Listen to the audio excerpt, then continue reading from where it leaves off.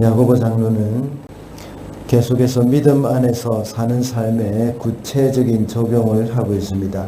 그 중에서 우리의 일상생활과 가장 밀접한 관계가 있다고 생각되는 재물에 대한 교훈을 살펴봤습니다. 재물은 쌓아두는 것이 아니고 마땅한 곳에 사용해야 한다고 했습니다. 야고보서가 행위가 없는 믿음은 죽은 것이라는 것을 강조하면서 우리가 믿음이 있으면 그 믿음이 행동으로 나타나야 한다는 것을 말씀하고 있습니다. 오늘 본문에서도 역시 믿음 안에서 사는 삶에 대해서 계속해서 말씀을 하고 있습니다. 오늘은 마지막 때를 살아가는 성도에게 꼭 필요한 덕목이라고 할 수 있는 인내에 대해서 말씀하고 있습니다. 농부에 비유하면서 농부가 열매를 바라보면서 인내해야 하는 것처럼 기다려야 한다는 것을 말씀합니다. 그래서 오늘은 인내하는 믿음이라는 제목으로 말씀을 살펴보겠습니다. 첫째로 인내하는 믿음은 열매를 바라봅니다. 7절입니다. 그러므로 형제 자매 여러분, 주님께서 오실 때까지 참고 견디십시오. 보십시오. 농부는 이른 비와 늦은 비가 땅에 내리기까지 오래 참으며 땅의 귀한 소출을 기다립니다. 야고보 장로는 주님이 오실 때까지 참고 기다리라고 권면을 합니다. 그리고는 마치 농부가 농사를 짓는 가운데 비가 올 때까지 오래 참으면서 나중에 귀한 소출을 기다린다고 말씀하고 있습니다. 그와 같이 우리 성도들도 역시 그런 농부의 마음을 가지고 인내하고 기다리라고 말씀합니다. 농부의 마음이, 농부가 무엇을 기다리겠습니까? 추수 때에 거두게 될 그 열매를 바라보는 마음입니다. 이와 같이 이 마지막을 살아가는 성도들도 역시 많은 어려움과 시련이 있는 삶입니다. 그러나 주님이 다시 오실 때까지 인내하면서 기다릴 것을 말씀하고 있습니다. 주님이 다시 오실 때 그동안 참고 기다리던 열매가 있을 것입니다. 이 말씀은 1장에서 말씀하고 있는 시험에 닥치면 온전히 기쁘게 여기라고 한 말씀과 관련이 있습니다. 1장 3절에 보면 믿음의 시련이 인내를 낳는다고 말씀하고 있습니다. 그리고 그 인내를 통해서 조금도 부족함이 없이 완전하고 성숙한 사람이 되라고 말씀하고 있습니다. 우리가 마지막 때에 주님이 오실 것을 기다리며 인내하는 그런 가운데서 열매를 바라보기 때문에 우리는 때문이기도 한데 그 열매는 1차적으로 천국의 상급이라고 볼 수 있습니다. 그리고 우리가 바라볼 수 있는 또 다른 열매는 우리가 성숙한 신앙인이 된다는 겁니다. 그것이 바로 그리스도의 성품인 성령의 열매라고 할 수 있습니다. 그러므로 우리는 이 땅에서 열매를 바라보면서 인내하는 삶을 살아야 하겠습니다. 둘째로 인내하는 믿음은 서로 원망하지 않습니다. 9절 말씀입니다. 형제 자매 여러분, 심판을 받지 않으려거든 서로 원망하지 마십시오. 보십시오. 심판하실 분께서 이미 문 앞에 서 계십니다.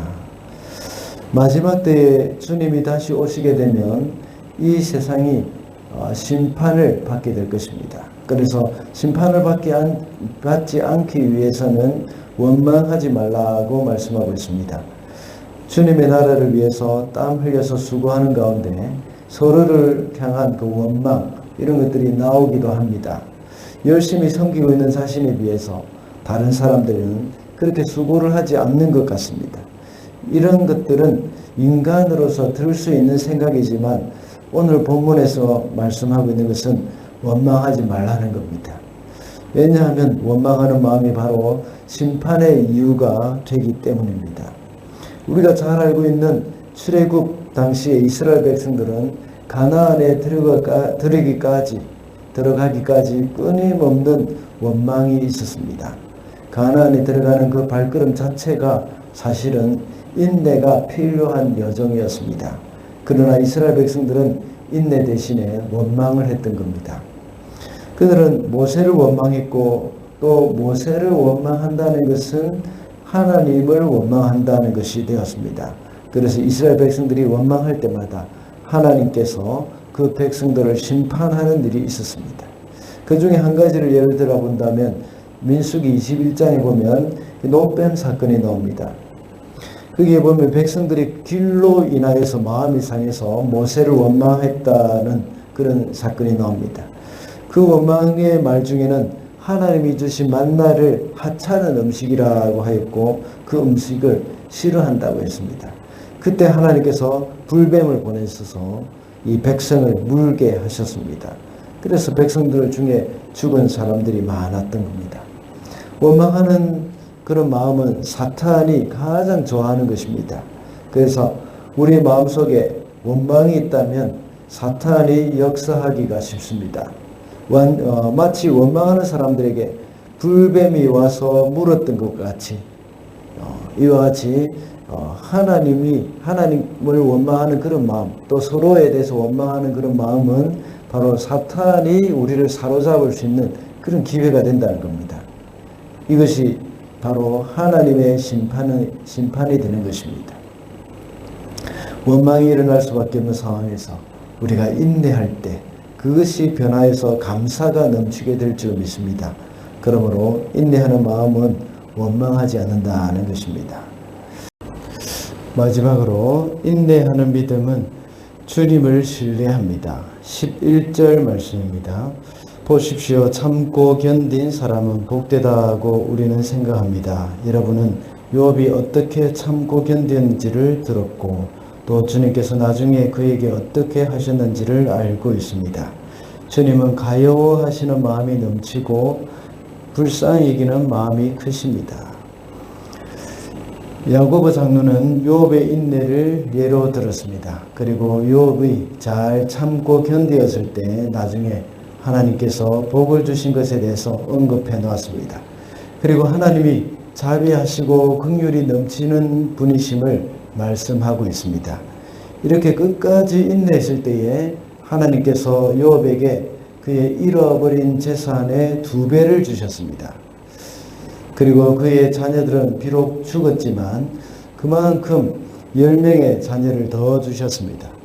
물론 자식이 죽어버린 것에 대한 슬픔, 이것은 어떤 방법으로도 해결할 수 있는 길은 없지만 하나님이 주신 그 또 다른 10명의 자녀로 인해서 그의 슬픔이 충분히 상쇄되었을 줄로 믿습니다.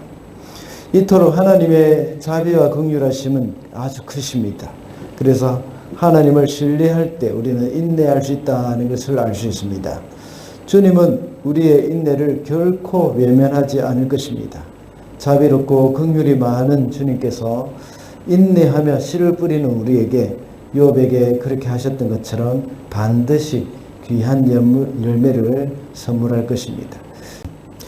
이렇게 우리가 하나님을 신뢰할 수 있는 것은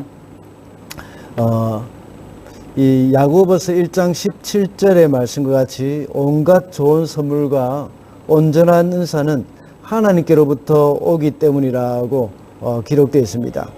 그리고 하나님은 변함이 없으시고 회전하는 그림자도 없으시기 때문에 또 우리는 그분을 충분히 신뢰할 수 있는 겁니다.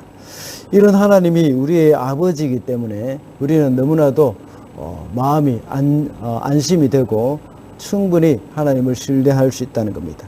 우리가 살아가는 가운데 여러 가지 어려움이 닥칠 수도 있습니다. 원치 않는 어려움이 갑작스럽게 닥쳐올 수도 있습니다. 그러나 그런 가운데 우리에게 좋은 것을 주시는 하나님을 끝까지 신뢰할 때에 인내할 수 있는 것입니다. 그러므로 인내하는 믿음은 주님을 신뢰하게 된다는 것입니다. 말씀을 맺겠습니다. 오늘은 인내하는 믿음이라는 제목으로 말씀을 살펴봤습니다. 인내하는 믿음은 열매를 바라본다고 했습니다. 그리고 인내하는 믿음은 서로를 원망하지 않고 하나님을 신뢰한다고 했습니다. 말세를 살아가는 동안에 인내하는 믿음으로 승리하는 저와 여러분이 되시기를 바랍니다.